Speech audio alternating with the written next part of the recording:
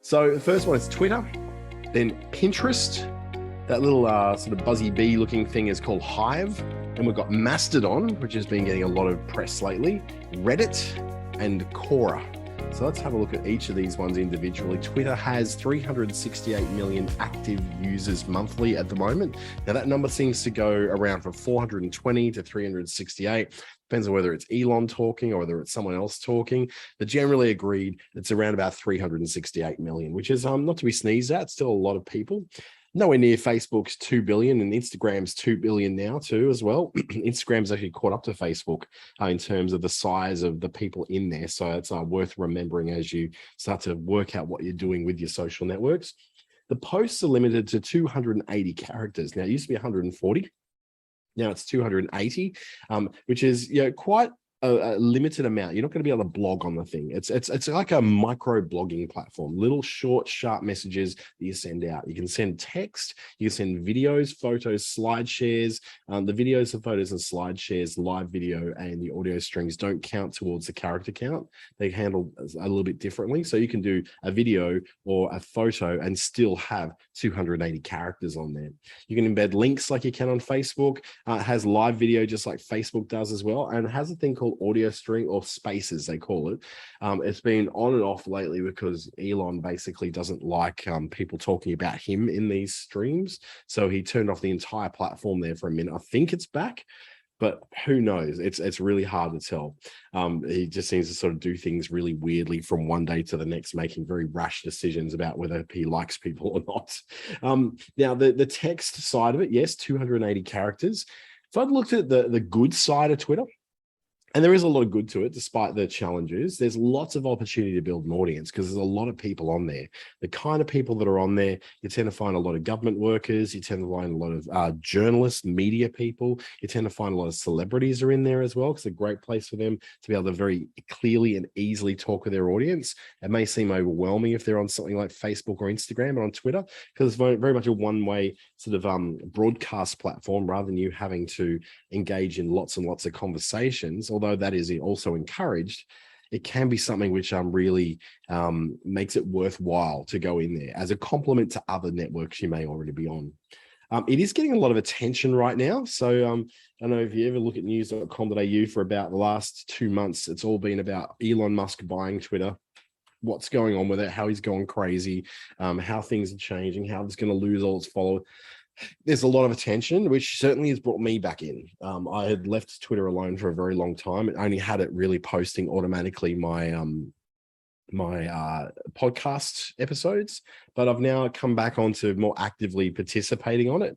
Not putting a lot of attention on it, that's for sure, but putting some attention on it, enough to sort of make it worthwhile me being there.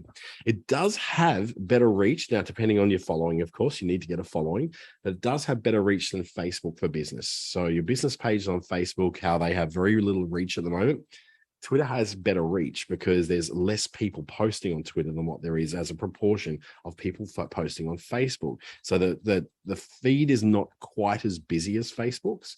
So that's something worth remembering. Now, whether that reach is going to be good reach or bad reach, well, that's up to your own experience of whether they're the people you're actually trying to reach or not. It makes a very good add-on to things like LinkedIn. LinkedIn tends to like really short, sharp, to the point posts, and short, sharp, and to the point is very much what Twitter is about as well. So it can be a good place to sort of double up on your LinkedIn posts, particularly if you keep them short and sharp within that 280 character mark. It might be a good place to put it. I find that also that things where like their lists, very short lists of 3 or 4 points, tend to perform quite well on Twitter in the same way that they perform quite well on LinkedIn as well. So if you're looking at something to complement what you're already doing on LinkedIn, it's probably good. If you're looking at something that's going to give you a little bit more reach, perhaps to a different kind of audience than what you'd find on Facebook, it's good for that as well. There are some downsides though, and with every good, there's also a bad. And the bad on Twitter is that it's expected to lose about 5% of its users in 2023, which is about 10 million users. They reckon that about 2 to 3 million users have already dropped off because of Elon Musk and his shenanigans.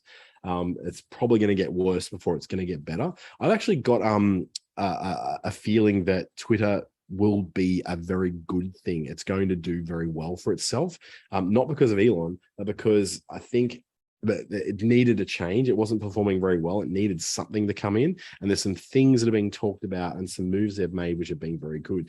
It can be very messy and aggressive though. They're pretty much the entire department of people who are to do with safety and moderation have gone. So, 75% of the workforce of Twitter has gone. So it's made it a little bit not as safe. So if you're someone who's very easily offended or triggered by things, Twitter probably isn't a great place for you right now. I do something in Twitter called blocking and muting, which means my Twitter is actually quite pleasant. I don't have all the arguments coming up, all the political stuff coming up, because I've actually gone to the trouble of making sure I don't have that stuff coming up. I'll show you very shortly how that works. It can take a while to get momentum though. I'm still trying to get momentum. I've only really just started back on it in the last maybe 3 months. Still trying to see what works, what doesn't work, how it happens, how to work with it.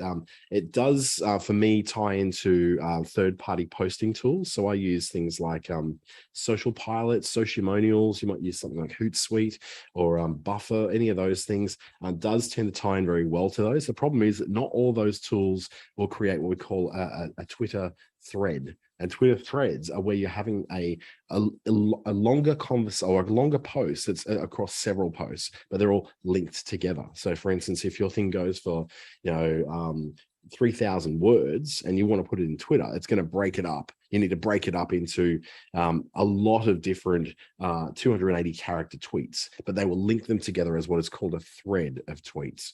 So that's something which doesn't really happen outside of Twitter itself. Hopefully that's something which we'll come across in the future and be able to sort of schedule along, because it's a bit of a problem with my workflow at the moment. So let's take a look inside Twitter to see what it looks like. I've got my Twitter open over here. So I always get like Star Trek stuff because I follow a lot of Star Trek related people on here. As a bit of a look around, this is the feed. So you get on the feed and more Star Trek, a little bit more Star Trek. I've got a lot of Star Trek. And I get a lot of suggestions of who to follow, more Star Trek, some cartoons and something like that. So Jordan Peterson is not someone I want to follow, but what I want to do is that Jordan B. Peterson is maybe not someone who I like. So what I can do, I can mute them out. I can block Jordan out, or just at least mute him so I don't see him. I don't follow him anyway. I follow a guy called Dickie Bush who has commented on my Jordan stuff. So I can either go, I say I'm not interested in this tweet, and it'll learn as I'm going that I don't really want that, or I can just block Jordan B. Peterson altogether. I don't really want to know the guy. I don't know who Daniel is, but apparently I don't necessarily follow him. So I don't have a huge amount of people I follow. So I'm getting lots and lots of suggestions. So what I'm getting is interactions that other people have. So in this case, Daniel is followed by Sahil and Zane, who are two people that I follow. So they're two people that I follow. So therefore I'll see a lot of their stuff. This is what you don't see so much of on Facebook, is those ongoing, very, very common, like every few tweets suggestions. So for instance, Fascinating, I don't follow that, but it's telling me that Daniel Dimitrov, who I do follow, does that. And like, I'm actually kind of fascinated by that. So what I might do is just see, okay, what can I do over here? I can follow Fascinate. So I'm going to follow them. That's the people who produce that one, because that's like, yeah, that's pretty cool. It's a bit of history. I wouldn't mind seeing that. Pair of golden flops with toe caps. Go down to Dan Slott, who is someone who I don't follow as well, but it's suggesting me more people that I could follow along the way. Trek Central I do follow. So we're starting to see that there's like different things I can follow along the way. In this one, I don't follow the Trek Central, so now I do. Lance, who's doing a funny meme sort of thing, I don't really care about that. I might even go, you know what, that's not something I want to see. Now, something else I can see over here on the right is the trending tweets, the things that are really happening right now. The Australian Open is an obvious one. It's really coming up, and it's quite a turning point in Grand Slam tennis, because a lot of the big names that we're used to over the last 2 decades are no longer playing. So that's going to be really interesting. SeaWorld, obviously, to do with the helicopter crash that tragically happened on the long weekend. And labor. So someone's talking about labor. I don't like to follow politics too much in here. It kind of ruins my vibe on Twitter. So I don't tend to follow those too much. But it does give me suggestions on different people I can follow. Jerry Ryan is an actor from Star Trek, so I'll follow her. Neil Schaefer, I don't know who that is. And Crowd Security, I don't really want to follow that. That's not what I'm interested in. Over on the left, I can explore hashtags. So I can explore a hashtag like, let's say, for instance, it's got a few different trending ones going on, but I might want to follow, say, a hashtag of digital marketing. So let's type in digital marketing. Now, just like on Instagram, you can follow hashtags, not just people. So you can follow topics. So look at digital marketing. I'm just going to go digital marketing is, that's a person. So I'm just going to hashtag digital marketing. And let's see what it brings up. It's going to bring me up the top things, the top people, the top rated people on LinkedIn, on Twitter, sorry, who are all to do with this. So we look at that and go, okay, it's roadmaps. Gary Flicks has got some information on there on passive income, lazy marketing, kind of like the idea of that. So I might follow that one, follow James Hicks. If I see something I like, I can then go this T-shaped marketing framework. I might follow Mayona, because it sounds like it's actually a very interesting thing to read. Palo has a startup growth roadmap, 9 elements of digital marketing. So I'm starting to see stuff in here that I'm very interested in. So I may want to follow those people. I can also see the latest posts that use the hashtag of digital marketing. So I can start to see whether there's things in here that I actually do like, interspersed with some ads. The rookie habit, no, not so much. Going down to Brett Murphy, who's usually quite on top of things, no. SMSIT, no. Brett Murphy again. He's been posting a lot of stuff lately under that hashtag. I'll start to see if there's things that I'm interested in. If not, I can move across to people who are do with digital marketing. So these are going to be like companies. They got Digital Marketing Magazine, so I might follow that because it has some interest to me. The Blue digital market. So you're starting to see some companies starting to appear in these results. So I can see if any of these are ones that I want to follow. If not, well, then I'll just move on. And I can see photos that have been posted under the hashtag of digital marketing. So I'm starting to see people advertising themselves. Like, that's just so classic. Yeah, sure. I'm just going to call some random guy off Twitter to say, like, in possibly an American call code. So yeah, that sort of stuff's a bit of a waste of time. But I did see this one and I went, oh yeah, I like that. I'll just I'll follow that one. So I start to see the photos that people have posted that have some sort of interest in what I'm looking for. And then, of course, the same thing with videos. So I can see the latest videos have been posted about that. A lot of these are very promotional, not very they're not really full of any sort of value. Maybe this guy, awesome Google Chrome extension for productivity, that can be Todoist. Could be an interesting thing for me to follow. So I might go, you know what, I'll actually watch that. I can then do things like saving. I can share this to other people if I like, or I can do as a retweet. So I can go, that's a pretty good to-do list. I'm going to retweet that. And it's just going to immediately go out on my feed to the people who follow me. So retweeting is basically like sharing, but it's just immediate. You don't have any you're not adding any extra context to that. All you're doing is just retweeting exactly what that guy tweeted. So if I like that, I put that through. Now that's the explore. The notifications are basically the people who are talking to you. So for instance, the No Context Brits, which is an entertainment channel, and a parody of, it's interesting, a parody of a character from a Star Trek show has actually followed me as well. So they're the couple of things. Also, I can look in the notifications that come from verified users. So they're the people who either are verified as significant people, or in most cases now they're just paying the $8 US a month or $13 a month Australian to get the blue tick. I've got a blue tick as well. So I'm verified. You can see down here because I'm testing it out to see if it makes much of a difference to my reach. I can also see people who've mentioned me. So you start to see that. Now, from the home screen, that's your feed. What I don't generally want to go to the home screen all the time. What I want to do is look at my profile, and that will show me what I have posted. So it's going to show me what I've posted, a little bit about I can edit my profile, edit my image, edit my cover photo, edit what my different bits of information are. And then I can look at what I've posted. So show me that one from Arpit that I've retweeted. So at the moment, that's got one comment that someone's put on there, not from me. Underneath this, I've got a bit of a thread that I did. So here I've got 4 of 4, 3 of 4. I'll just make it a bit bigger for you. 2 of 4, 1 of 4. So I'll start off with 1 of 4. It was about, it's basically what I posted this morning as a scheduled tweet thread. So I went, okay, it was a big year of experimentation for last week. And then I continue on to the next one.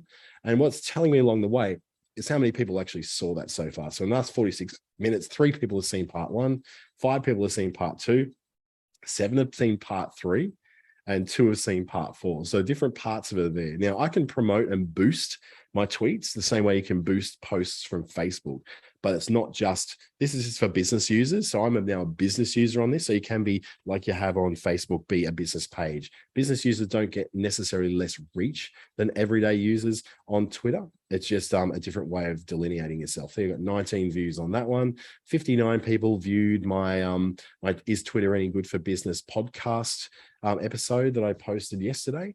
And then I can continue on and see like more of those. So in this particular one, I can see this is automatically posted from Audio Boom, which is where I make my podcasts. So I can click on this and I'll then go and play that podcast episode within the browser, within Twitter. So it actually does a little play. Twitter is a powerful tool for small business. So it's just playing that out there on my speaker. So I can, it'll play it within there, which is great. So not all systems will do that. I know Facebook certainly doesn't allow you to do that, but it does do this. So it's saying, okay, well, I've got a message over here as well. So I can check my messages. So I've got an automatic message from Lazy Marketing saying that thanks for following me. I'm the founder of Warrior Network, and we teach people to create their own income. So it's basically just some guy selling courses again. You'll get lots of that. In my profile, I can then move around and see all the usual things, what's happening, the trending tweets. I can see all the things I've posted. And because I've got a business profile, I can see my analytics. In those analytics, I can see I've got 20 impressions. So it showed 20 times, 20 people. One person engaged with it. One person visited my profile from that tweet as well. So it tells me a little bit more about what I've got just in that one tweet, how it's performing. So whether it's got any retweets, this one hasn't. If I go to my Audio Boom one, so I had 60 now because I viewed that. So no one's really engaging with it. It's just lots of people saw it. So interesting, it got seen a lot of times, but not a lot of people did anything with it. So that's a very quick look around Twitter. I'm going to talk about the business opportunity of Twitter a little bit later on as we move on to our next cab off the rank, which is going to be Pinterest. Now, Pinterest is a funny one because it's always thought that it's dying and no one's really doing much there, but it's got 433 million active users every month. Now, a lot of those, there was a drop of users after the pandemic and going back into business as normal, but that happened to all the things like, even Facebook lost about 500,000 people off it after the pandemic here in Australia. So we know that post-pandemic, a lot of these systems do lose their followings just a little bit. The posts on Pinterest are called pins. So you're pinning something to a board. So boards are like collections of subjects. So I've got a business board, a Star Trek board. I've got different boards where I pin things of interest. Now the pins can be something that I make, or I can pin things from other people's boards onto my boards. So it's like you're collecting all these bits of interesting stuff, like lots of bookmarks, I guess. Lots of bookmarks of different subjects you might be interested in. You can pin photos, you can pin videos, what they call rich pins, which is dynamic web content. So if you had, say, for instance, a recipe on your website, you could pin that page, and what will happen is the content from that in the pin will change as you change that recipe. So if you change any sort of thing on there, it'll change. You can also do what they call multi-page ideas pins. So they will be things like your, not so much an idea. I think of them more as documents, like a white paper or something like that, where you've done an ebook. An ebook is a perfect example of what that could be, like a PDF that's posted up there and people can access it from there. The other one too, which is probably a bit far from most of us, is the try on product AR pins, or augmented reality pins. So for instance, you go in and it'll scan, say, your face, and you can try on a pair of glasses. And if someone there's using that. So that's another sort of a very much an advanced way of working with Pinterest. Certainly not something I'll be doing in any hurry. I don't sell products, I sell services. The good is that it's a big global audience, and it's really good. In fact, it is the best of all the social networks for generating traffic to your website. People are far more willing to click on a link in Pinterest than what they are on Facebook, Instagram, LinkedIn, or anywhere else. Really interesting. It's the best for generating web traffic. It's excellent for those of you who sell physical products. So not so much if you're selling a service, although there's there's ways around it. You can put up your ebooks, you can put up white papers and worksheets and all that kind of thing. But it's very, very good for people who happen to sell products, that you can give lots of different photos of products. You can tag products. You can associate products with each other. You can associate products with categories and different subjects, so that people who are looking for those things will find them. And I call it quite a brand safe environment. It's very supportive. It's not, you're not going to get a lot of people in there, leaving terrible comments and bullying and trolling. It doesn't really happen on Pinterest. My mum is on Pinterest. So for instance, my mum posts a lot of her cross-stitch work, and she might design patterns of her own that she posts for other ladies who are interested in cross-stitch to do. She also collects a lot of people's cross stitches, so she can print them out later on her printer and use them as her template for what she's doing with her cross stitch work. So for my mum to be on there, I would feel very safe with my mum on there because it's not a trolling environment. It's not an aggressive environment. It's a really nice environment. The bad side of it, though, is that doesn't have a big audience in Australia. Even with my mum, she doesn't deal mostly with other Australian ladies. It's mostly with women in the UK and the US. So it's not a big audience here. It can be a little hard to get noticed and building a following because people just go on there with no real strategy, no real idea what they're doing. They just go, I'm just going to start pinning things, just the same way as I do on Facebook or Instagram, and then wonder why no one follows them. Pinterest is very much about interests. Hence, you see in the name, pinning interests. So you find something which has an interest that people have. And if you have a product or a service that ties in with that, you're not just constantly pinning things which are just repeats of what you're putting on Instagram or Facebook, which often just, basically, organically posted ads. You got to go in there and look for things that are going to be of interest to the people who are looking. So people are looking for wedding bouquets, and you're a florist. You don't just post in your half price deal on for this weekend only. What you do in there is you go, well, I'm going to focus on making sure I share my wedding bouquets as ideas that people may have. The problem is, though, too, that because of that very small audience in Australia, if you're a local business selling things like bouquets of flowers, it's pretty much not going to reach people locally to you, because most people locally probably aren't using it. Sydney, Melbourne, Brisbane, maybe you're going to have a bit of an audience. Even in Brisbane, it's kind of a little bit dismal.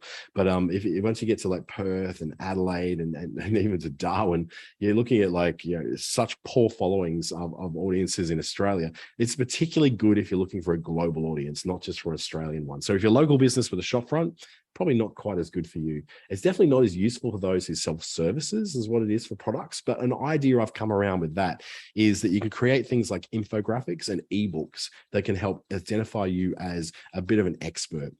Pinterest pins also can very clearly show up as Google search results as well. So it may be worth testing that out to see if you get a bit of a better result by posting things on there that actually will be indexed on Google, whereas the posts on Facebook, you post on LinkedIn, on Instagram, don't show up on Google. So it's kind of worth having a look at, particularly if it's a graphic, a PDF, or maybe a PNG file or a JPEG file. It will show up on Google image search results as well. So you've got a bit of an opportunity there, I guess, even though the audience in Australia is not particularly huge. So let's take a look inside Pinterest. Unfortunately, you're going to just notice that in Pinterest, I have a lot of Star Trek stuff again. So we're just looking at my home feed. My home feed has got a mix between different ads. So SiteGround is one of my web hosts. I've got an ambassador class starship from Star Trek. I've been looking for some things for clients. So I often look at a lot of architectural photos and use them as reference photos to replicate for things like Midjourney and Stable Diffusion AI image generators. The idea of Sherpas, some facts I like to read. So I really like enjoying facts and figures that I'll find. Apparently it feels like I need to do a shoulder workout. I'll tell you what, let's get me walking first before you start me lifting weights. More Star Trek stuff. I had a lot of photos of small business owners that I wanted to find as a way to sort of fill in some proposals for clients. So you'll see a lot of stuff, which is like women at laptop computers, business women, that sort of stuff. I don't know why I'm getting celebrity photos, but hey, I am. Sometimes I'm just getting really strange little fashion things as well. But as you can see, I've got a very heavy, I've got a business thing. So this business thing, whiskey has killed more men than bullets, but most men would rather be full of whiskey than bullets, which is a really interesting one. So there's interesting ideas. Pinterest is an ideas place. If I wanted to say, for instance, we're looking at What was it? Bomboniere. If I get that right, Bomboniere, which is the gifts that people will give to guests at their wedding. So I can say, okay, what's a great little idea for Bomboniere? So if I was a woman who was getting married or a man who was getting married, even if it was participating, I could look at these ideas for Bombonieres, little gifts to give to people who come to the wedding. So you've got like, little wedding favors. You've got these little tiny thank you for sharing the day with Joseph and Tibby, which is like little domes with roses in it. So I'd be starting to look at things which are like, okay, this is really what I want. Little living succulents. I think it's a great idea to give to people. So it's something they can take home and it can grow with them. Little plants they can take home and plant at home, and it's like a memory of the wedding as well. So you start to see lots of little ideas. Now, what I can do is pick up any of these ideas and say, I like succulents. I think they're great, and they grow anywhere. I even have trouble killing them. What I can do is save it, but not to my. I don't want to save it to my business board. I want to save it to my design. I'm going to create a board called Design, and not wedding inspo. I don't really want either. I just want design. So I want a board called Design. So it's saved it to my business account. Let's undo that.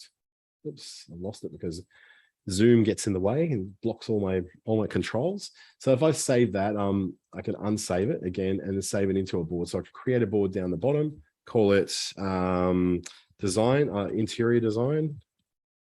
So that's something which I'm interested in. Let's just save it there, create that. And then it's now saved that pin. So I can then go around to a few more of these that I like for instance, these little ones here. I'm going to save that to my interior design board. It's now saved it. So that's me using, I guess, as a user, the way of trying to use this as a business thing would be look at what my posts are myself. I could create my own. So I'm going to look at today's stuff. There's a bit of inspiration there, like a bit of a today feed, which will help you to look at the things that you've been shown to show interest in, and then it'll give you a bit more to work with. But I can also create an idea pin, which is what we're talking about with the multi-page thing. So we can start to create lots of things in a longer document, or create a pin. And a pin could be simply me loading up a photo. So let's find a photo. I'll find one from the post I've got here. Let's say I'll do that photo, get clear. I'm going to call it get clear and have a bit of information in there and say, before you start running wild on everything new and shiny this year, get clear on what you want out of this year. It's okay to set goals for 2023. I can then have a link to my website and then save. So not to interior design, I'm going to save it to my business board. So I tap business and now save, and that goes in. So I've just posted something on Twitter. So I'll look at my board, my business board over here. Under my profile, I can see my boards. So I've got my business board. So I've got the things that I've sort of looked at earlier on. So I posted this early this morning. This got posted yesterday.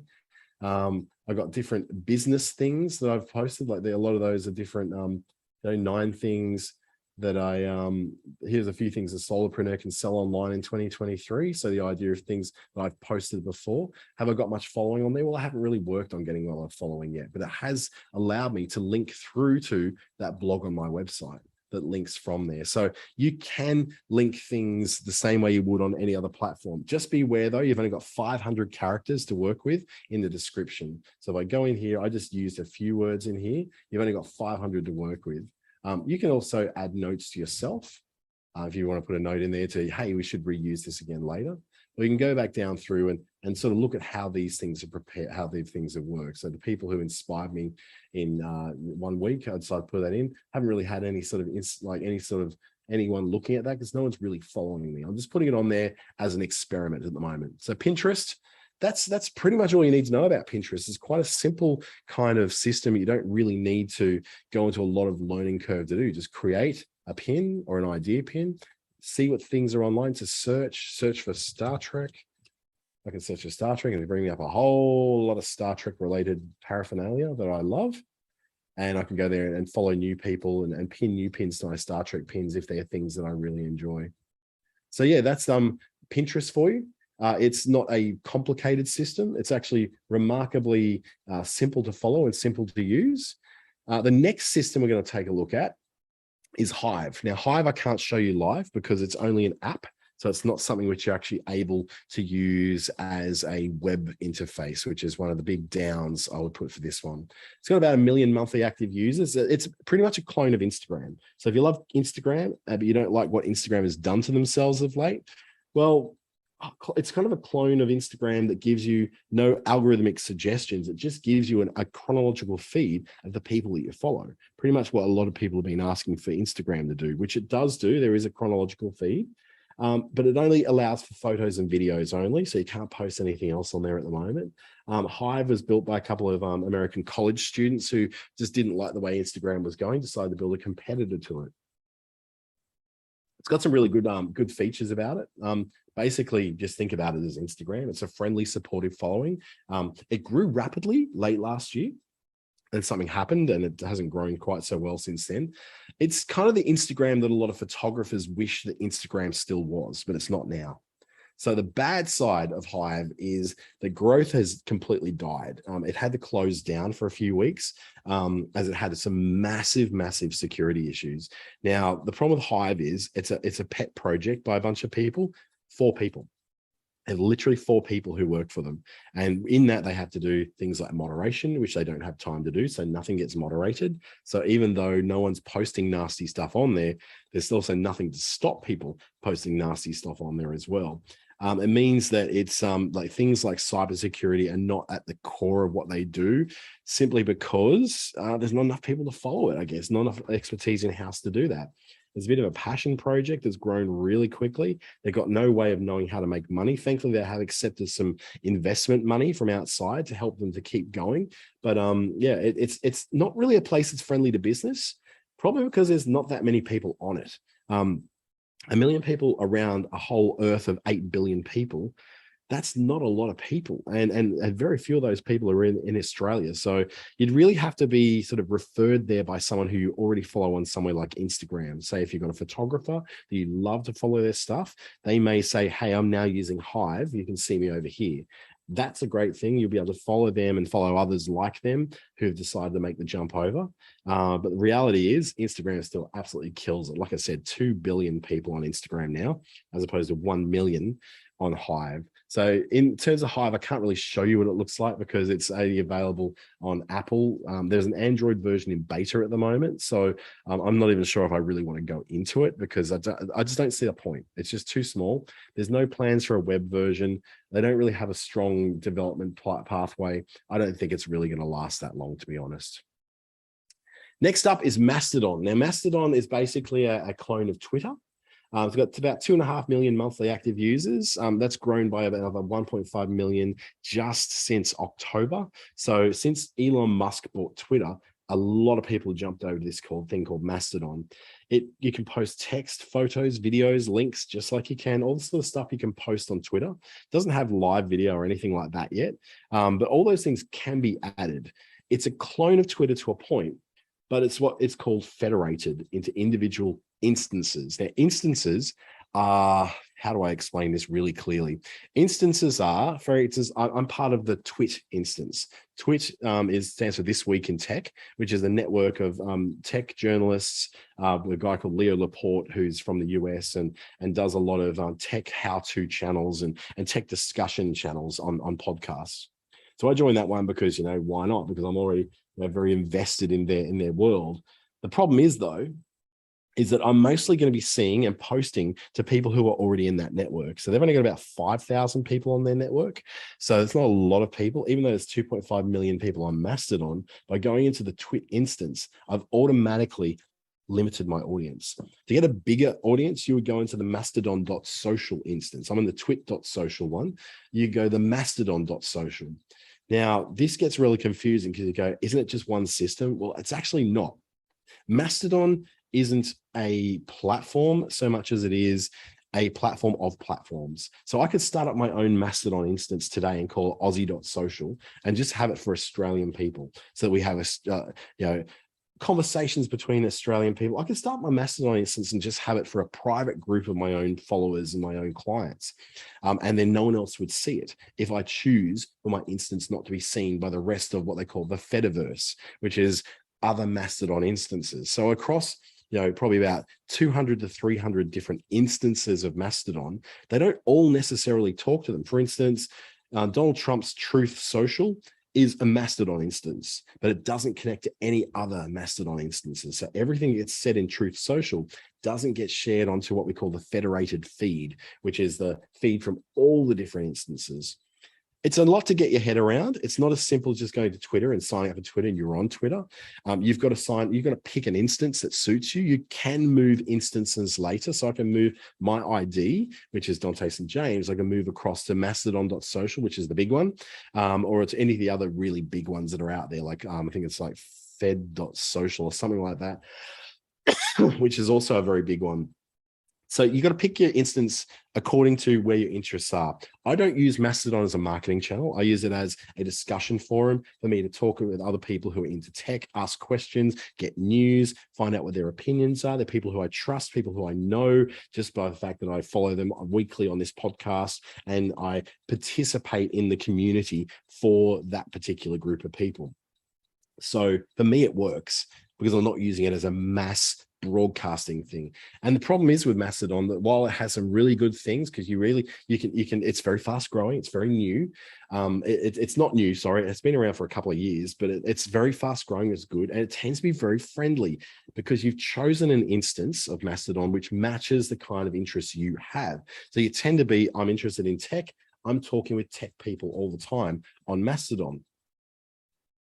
You might have might be an ex-service person. So you've served in the military. There may be a Mastodon interest. So people who've served in the military before. So you're talking to your people, you're finding your tribe. It's perfect for finding a very specific niche that you want to add some value to or participate in.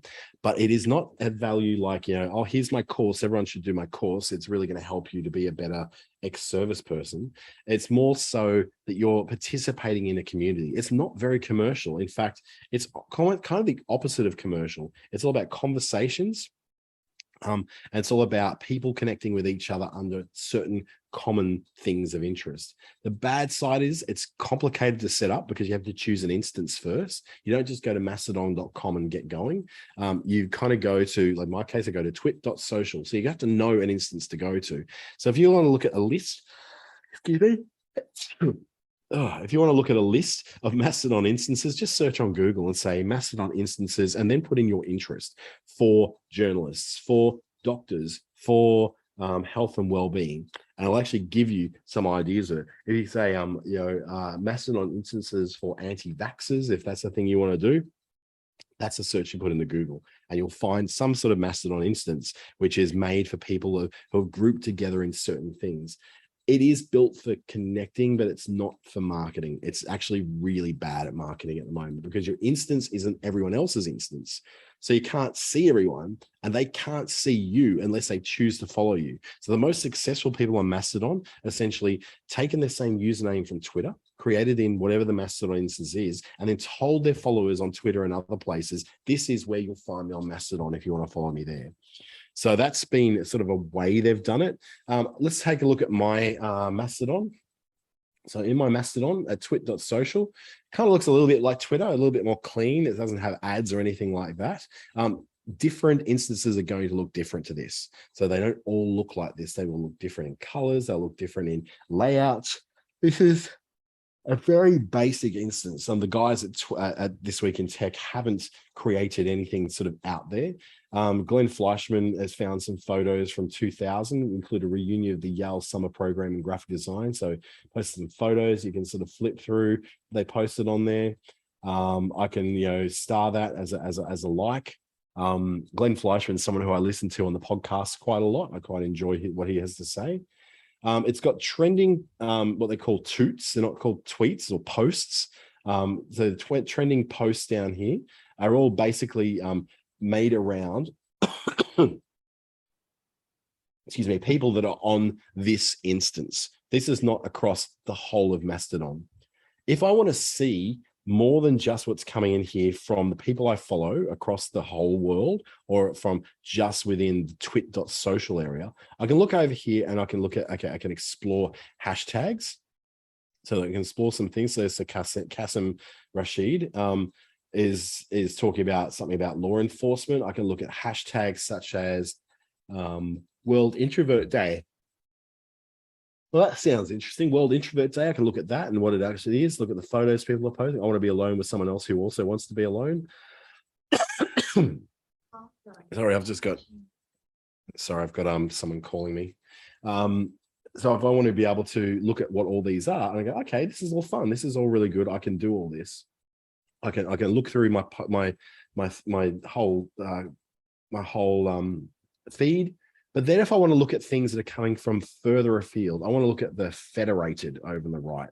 And the federated feed is what's coming from all of the Mastodon instances that are shared with each other. So these are allowing the twit.social instance to see them. So the first thing I see is Glenn Fleischman, again, Penguin Pete. So things are coming through quite quickly. We're seeing Chesapeake, more from Glenn Fleischman. I'm a world watcher. These are coming from lots of this one. There's Tim at Photog Social. So Tim Troutman is from an instant called photog.social. So mine's twit.social. He's on photog.social, which is it's a particular instance of Mastodon specifically for photographers. So it's all a little bit different. As we move down, we start to see Penguin Pete again. He's posting a lot today. Ukrainian news. Scott Kingsley Clark, you'll start to see people, or you may want to look for people who are somewhere else. Now, you cannot search for someone that's not on your instance. So I can look for Leo Laporte, because I know that Leo Laporte is on this. Leo Laporte over here. So I can follow him. So I'm going to follow him. Twitter social Leo. I can follow him. He's got a few different places. He's got a pixel fed. So this is where it gets really complex. So he's on a few things. He's on Synology, which is a different kind of use of Mastodon. And he's on a thing down here called pixel fed. Pixel fed is a version of Mastodon, which isn't Mastodon. It's actually called pixel fed, but it's compatible with Mastodon. So it's like an Instagram. So Instagram. So I can go to Leo Laporte over on a pixel fed. And because it is compatible with Mastodon, I can see his stuff here on Mastodon as well. I don't have to go to PixelFed. So you can cross across different networks that have very different ways of doing it. Whilst they have their own twit.social, they don't. He also happens to post his stuff when he's on holidays and all that to this thing called PixelFed, which is basically just Instagram, but an open source version of it. So there are so many different sort of worlds you can go onto. It's a real rabbit hole you can jump down.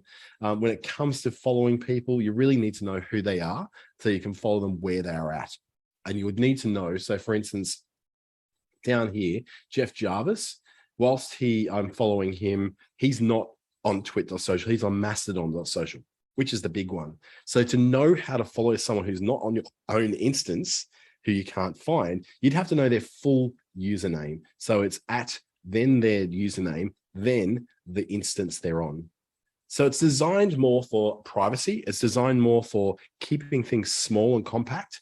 It's not designed for the mass consumption of media like things like Facebook and YouTube and Instagram and Twitter are. So that's where it sort of comes down to being a bit confusing for people. It's definitely not something that's for beginners. It's something which you're going to have to sort of, try and learn a bit for yourself, because it's hard to explain it all without you sort of diving in and getting an understanding of it. Now, Reddit is our next one. 50 million monthly active users, a collection of discussion topics, public and private discussion topics. It is both public and by Reddit itself moderated. It's about text, photos, videos, links. It starts off really being a home to millions of topics, millions of conversations. You can start your own, what it's called a subreddit. Subreddit is basically a conversation, a topic. It's got a bit of a new layout, which is far easier to use than the old layout. I've just converted over to it today. On the bad side of Reddit, it can be a massive, weird rabbit hole of conspiracy theories. There's a lot of bullying, a lot of not safe for work stuff, a lot of conspiracy theories and trolling going on. it's not really always open to you promoting your business. These networks aren't necessarily like Twitter or Facebook or Instagram, where you're just posting pictures for your business all the time. This is just a little bit different. These are discussions. So you don't go into Reddit to promote your business. You go into Reddit to discuss things that you have maybe some expertise at. I've got a bit more about the opportunity coming up. We'll take a look inside what Reddit looks like here. Now, the new version of Reddit is much neater and tidier than the old version. It's a feed. So you just go down, you've got a feed of things coming up. So we've got there, Happy New Year from Australia. So I follow, it's suggesting that I might be, worth following the subreddit Australia. So r-Australia, it means there's a subreddit or a category or a discussion called Australia. So I'm going to join the Australian subreddit. For Reddit itself, they said 2022 was bananas. You've got starter packs, which is one I follow. So this is the asking a question on a tech subreddit as someone who isn't tech savvy starter pack. So it's very meme oriented. Lots of memes start here. You've got things like nightmares. So there's a great big whirlpool there that someone's just driving their boat around, which is something I probably wouldn't really want to be doing too much because it's just looks really dangerous.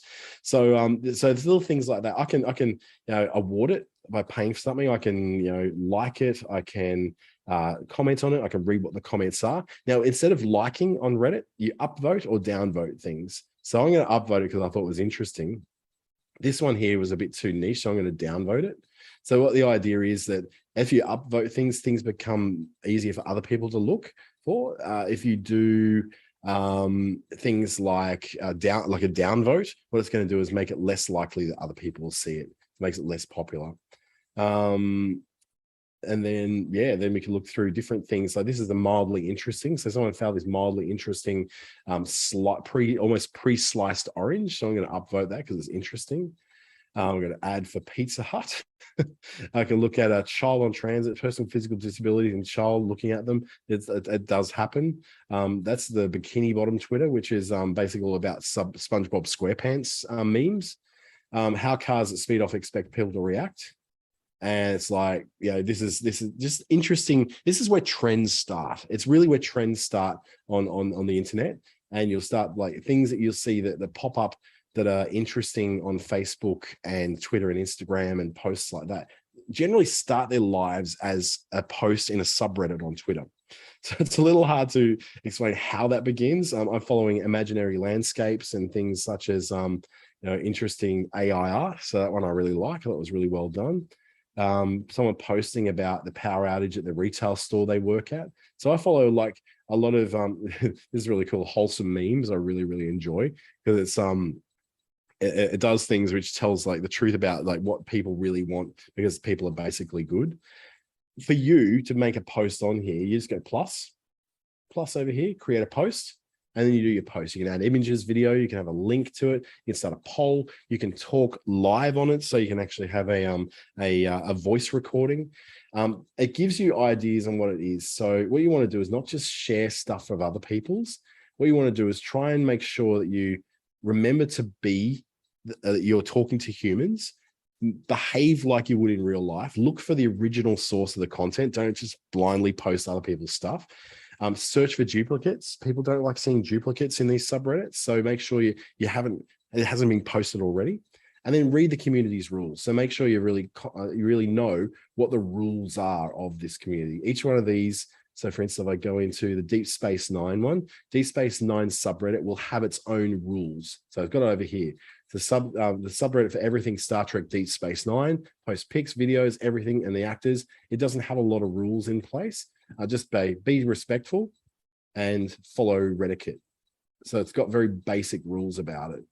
So in that one, I join that. I can post to it if I've got something I want to add to the conversation.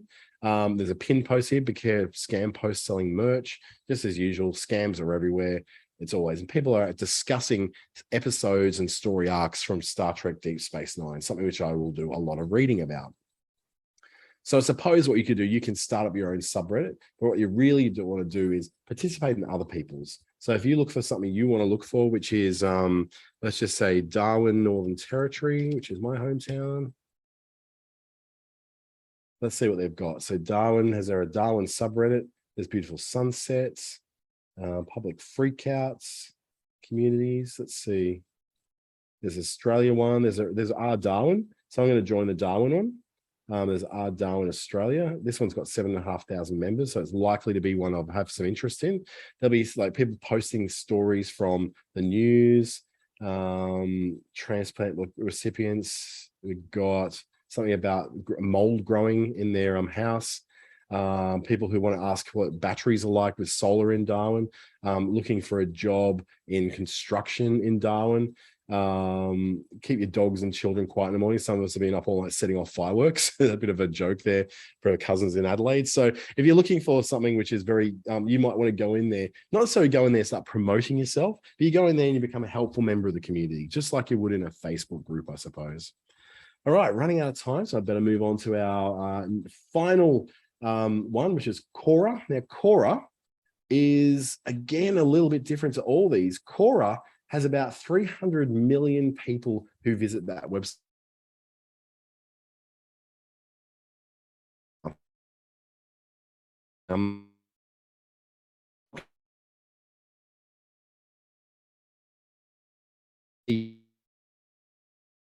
Because you can, but very few people you remember. You just join, it's free, and you can become a member of it. Texts can be shared as well as photos, videos, and links. On its good side, it's got a very big audience. It's looking for experts and people to answer questions.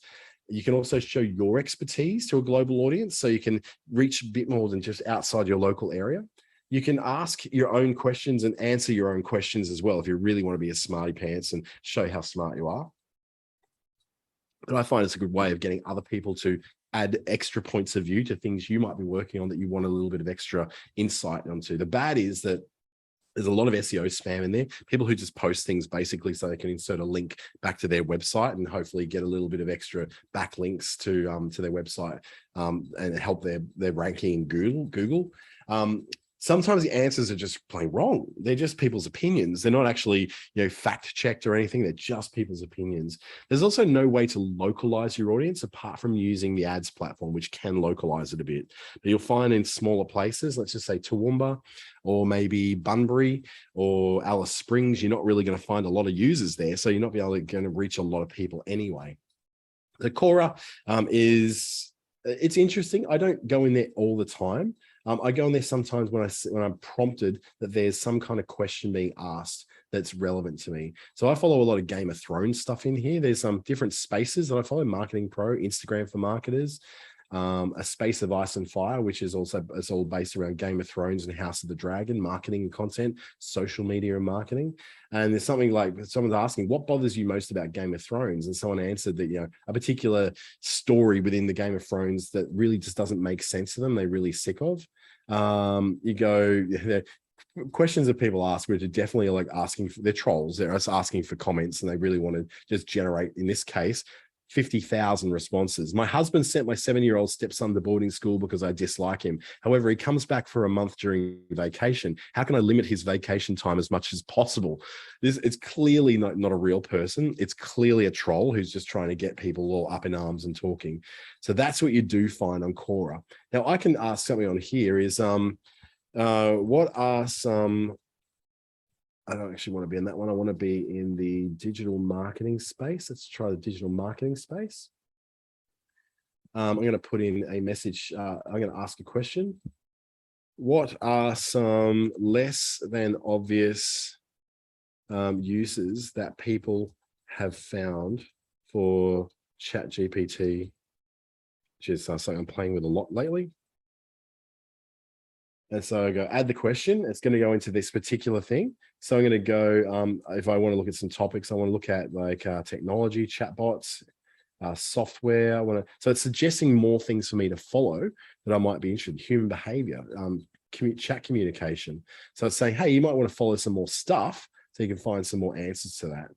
And so now it's found a whole lot of people. I can send requests to specific people to answer it if they are known as people who are as people who are just I lost my train of thought, who I know have expertise in a certain area. Somebody who I didn't know, someone anonymous has just asked, how do you know the post from a troll in Quora? you just look at what the reaction is. Like, is there really going to be someone who's asking publicly in a forum with their real name, asking that kind of question? It's going to be very much trollish. So it's like, it may not be, it may be someone real, but honestly, given the reaction to it, I'd say it's very unlikely that it was someone who wasn't a troll, who was asking a very serious question in there. So that's Quora's a bit of fun. You can go in there and be an active participant, or you can just read things. At the moment, I'm just gonna that'll let me know via email when someone actually responds to it, so I can go out of there. I don't have to completely be in there the whole time. It will let me know when someone does actually do something. So the opportunities for business, small business particularly, in each of these is a bit different. Twitter is an extra place to drive traffic from, pretty much. You can insert links in there. You can use it as a customer service channel. I found that a few of my clients, not many, but a couple of them have come in and wanted to contact me through Twitter. So I'm glad I was there, because it's something where they're obviously comfortable being there and requesting support from there. It's very good for very quick updates and announcements, because it's very easy to work with on a mobile phone, and very low-fi. In other words, not a lot of bandwidth is needed to run it. You can quickly update things, get them out. Whereas on Facebook, you feel like you have to add a photo. Instagram, it's got to be a photo on a video. Twitter can just be text. So it's very good for those quick things. I find that Pinterest is good for creating a bit more awareness of some quirky products. If you're importing some sort of weird shaped candle that no one else has ever seen, you can get some great footage of that. You can get some great photos on it, share it on Pinterest, and people will see it. If you're looking for unusual candles, you should come up in searches like that. Very good at generating web traffic. I said before, it's actually the best and most effective way to get traffic to your website from a social network, because people are, because they're looking at things, they're researching things, they're exploring, they're in a curious state of mind. They're far more likely to click on a link to go somewhere than what they are on, say, Facebook, Instagram, Twitter, or even YouTube. It's also that pins are very sticky. So if you post something up, on Instagram, it's pretty much here today, gone tomorrow. Facebook, here today, gone tomorrow. You post a really good pin, it may not pick up any sort of momentum for 2 weeks, and all of a sudden it just bursts through with lots of interest with it before it dies off. And then 2 years later, it pops up again and people are talking about it all over again. It's because it is often suggested not just through it's not like you get a latest search, like a latest things coming through like Facebook does. It's more that people are looking for the best possible result for something that's interesting within their area of interest. So they are sticky. Your things can come back again. Hive, it might be useful if you want to be known by other photographers. It doesn't have an ad platform. Very few people use it. To be honest, I don't think it's going to be around much longer. I don't see it growing a lot more than it currently is. I might be wrong, but I just don't feel like it's going to go anywhere. Mastodon is really good for finding your tribe, your people. For business, though, it's not great, because there's no ad platform. You're not likely to sell things to people who are interested in the same things you're interested in. You're more likely to sell things to people who are outside of your interest areas. So it's great for people who are very good at looking for opportunities early on, for establishing that expertise and authority. So posting your blogs, posting your links through to your research, your papers, any sort of things like that. Publishing opinions can be good. Just make sure, though, you're in a place where people appreciate those opinions. So that comes down to choosing that Mastodon instance really, really carefully, making sure you're on the right one for what you want to reach. Reddit, it's where all the trends and memes start. You can participate in conversations as an expert. You can start conversations. You can comment on conversations. Depending on which subreddit or which subject or topic you're looking to talk in. Some of them are not looking for experts, they're just looking for a conversation. But there's some places where people are actually looking for real advice. So you can actually set yourself apart as a bit of a hero person in a subreddit for that particular very, very niche topic that you know a lot about. Let's say, for instance, you know how to do reupholster lounges without having to go and pay for upholstery people to do it. Well, then you could be someone who's really, really helpful to people in the upholstery subreddit, and you become an expert in there, and people might actually see you as someone and go, hey, I want to get some upholstery done. Where are you located? And you say, oh, I'm in Sydney. Oh, okay, I'm in California. Probably isn't going to work out well. That's the problem with Reddit. It's so global. But there are probably not a lot of others who do what you do in there if you do something which is kind of a little bit less common. On Quora, you have to be seen as an expert. by answering questions. So very similar to Reddit, you answer questions very intelligently and correctly with facts. It'll be appreciated by people, and people will upvote your responses if you have a very helpful response. They'll downvote your responses if they're not so helpful. You can start new conversations like you just saw me do, and you can get diverse points of view as people coming back. Now, I'll be interested to see what those what the answers I get from the post I just made, because I'm legitimately interested in what their responses will be as to non-obvious uses for ChatGPT. It's also quite robust, the ad platform, but it doesn't target well in Australia. It leads lots of people, and we don't have a lot of people. There's only 50 million people in the world on this platform. Sorry, 300 million people are coming to this platform every month, but not a lot of those are in Australia because it's not that well known. So if you're looking for something really local, it may not be the best option. Are they worth? Ask yourself these questions. Are your people on the platform? Do you have the time to invest in it? What extra will this bring you that you aren't already getting from the platforms you're on? And is it just a new shiny object that you're looking for, basically, because you want to try something new? Myself, I'll be looking at Twitter very heavily this year, Pinterest a little bit, Mastodon a little bit. More so Mastodon, I'm going to be learning from other professionals, other people in my field who know more than I do. Pinterest is going to be a place where I'm going to start sharing things like diagrams, ebooks, guides, infographics, that kind of thing. And Twitter will just be basically whatever I'm posting on LinkedIn will also be posted on Twitter.